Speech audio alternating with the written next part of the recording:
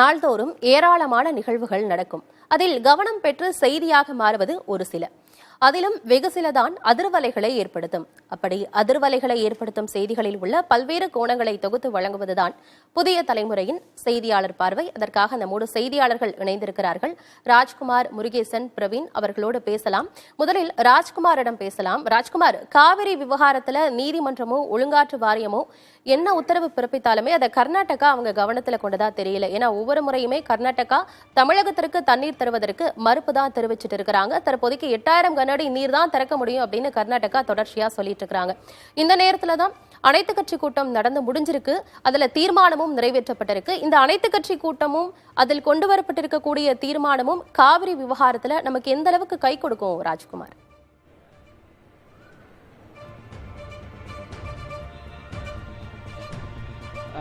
காவிரி நீர் தமிழகத்திற்கான உரிமையாகவும் விவசாயிகளுடைய நலனுக்காக கிடைக்கக்கூடிய காவிரி நீர் தொடர்ந்து கர்நாடக அரசு கொடுப்பதற்கு மறுத்து வருகிறது.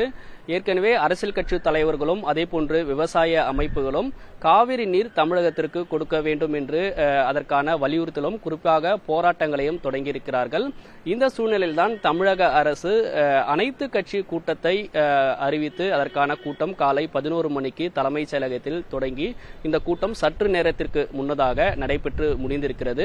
இந்த கூட்டம் நீர்வளத்துறை அமைச்சர் துரைமுருகன் தலைமையில் முதலமைச்சர் மு.க. ஸ்டாலின் முன்னிலையில் அனைத்து கட்சியினுடைய பிரதிநிதிகள் கலந்து கொண்டார்கள். குறிப்பாக அதிமுகவிலிருந்து கொறடா எஸ்பி வேலுமணி, முன்னாள் அமைச்சர் OS மணியன், அதேபோன்று காங்கிரஸ், பாஜக, இடதுசாரி கட்சி, விசிக உள்ளிட்ட அனைத்து கட்சியினுடைய பிரதிநிதிகளும் இந்த கூட்டத்தில் கலந்து கொண்டார்கள்.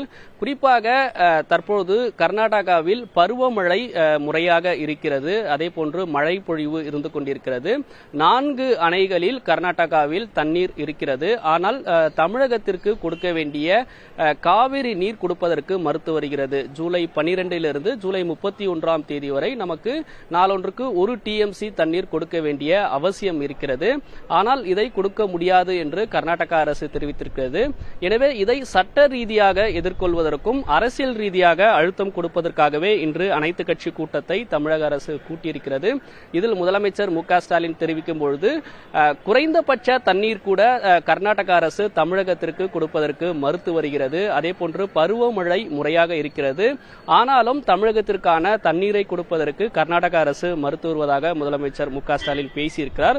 அதேபோன்று காவிரி நதிநீர் மேலாண்மை ஆணையம் தமிழகத்திற்கு கிடைக்க வேண்டிய தண்ணீரை முறையாக கொடுக்க வேண்டும் என கர்நாடக அரசை வலியுறுத்த வேண்டும் எனவும் முதலமைச்சர் மு.க. ஸ்டாலின் பேசியிருக்கிறார்.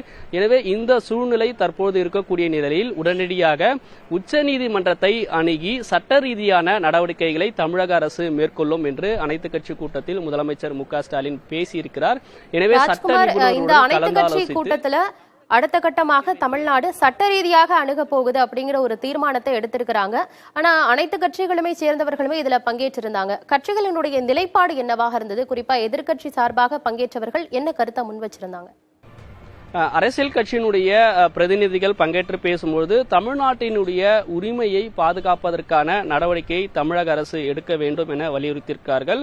அதேபோன்று இதில் பாமக சார்பில் தமிழ்நாட்டினுடைய 22 மாவட்டங்களுக்கும் நீர் ஆதாரமாக காவிரி நீர் இருக்கிறது. எனவே சட்ட ரீதியான நடவடிக்கை எடுப்பதற்கான நடவடிக்கையை மாநில அரசு எடுக்க வேண்டும் என பேசியிருக்கிறார்கள். அதேபோன்று விசிக தரப்பிலிருந்து திருமாவளவன் கூட்டத்தில் வலியுறுத்தும் பொழுது பிரதமர் மோடியை சந்திப்பதற்கான நடவடிக்கையை எடுக்க வேண்டும். அனைத்து கட்சி பிரதிநிதிகளுடன் பிரதமர் மோடியை சந்தித்து தமிழகத்திற்கு தேவையான காவிரி நீர் பெறுவதற்கான நடவடிக்கை எடுக்க வேண்டும். பிரதமர் அல்லது குடியரசுத் தலைவரை சந்திப்பதற்கான நடவடிக்கை எடுக்க வேண்டும் என்று விசிக சார்பில் தெரிவிக்கப்பட்டிருக்கிறது. ஏனென்றால் இது முதல் முறை அல்ல, ஒவ்வொரு முறையும் காவிரி நீர் கொடுப்பதற்கான நடவடிக்கையை கர்நாடக அரசு மறுத்து வருகிறது. குறிப்பாக 2022 ஆண்டு கூட உச்சநீதிமன்றம் சென்று தமிழகத்திற்கு தேவையான காவிரி நீர் பெற்றிருக்கிறோம். எனவே இந்த நடவடிக்கையும் எடுக்க வேண்டும் என்று அனைத்து கட்சியினுடைய பிரதிநிதிகள் தரப்பிலிருந்து தெரிவித்திருக்கிறார்கள்.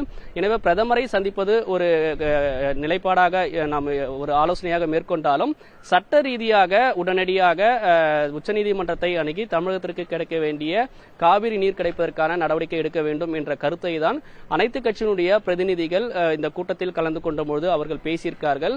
எனினும் சற்று நேரத்திற்கு முன்னதாக இந்த கூட்டம் முடிவடைந்திருக்கிறது. இன்னும் சற்று நேரத்தில் அனைத்து கட்சியினுடைய பிரதிநிதிகளும் செய்தியாளர்களை சந்திக்க இருக்கிறார்கள். அவர்கள் கூட்டத்தில் தெரிவித்த கருத்தையும் அவர்களுடைய நிலைப்பாடும் இன்னும் செய்தியாளர் சந்திப்பில் விரிவாகவும் பேச இருக்கிறாங்க. ஆனந்தி, காவிரி விவகாரம் தொடர்பான அடுத்தடுத்த நகர்வுகளுக்கு மீண்டும் தொடர்பு கொள்கிறோம். தற்போதைய தகவல்களுக்கு நன்றி ராஜ்குமார்.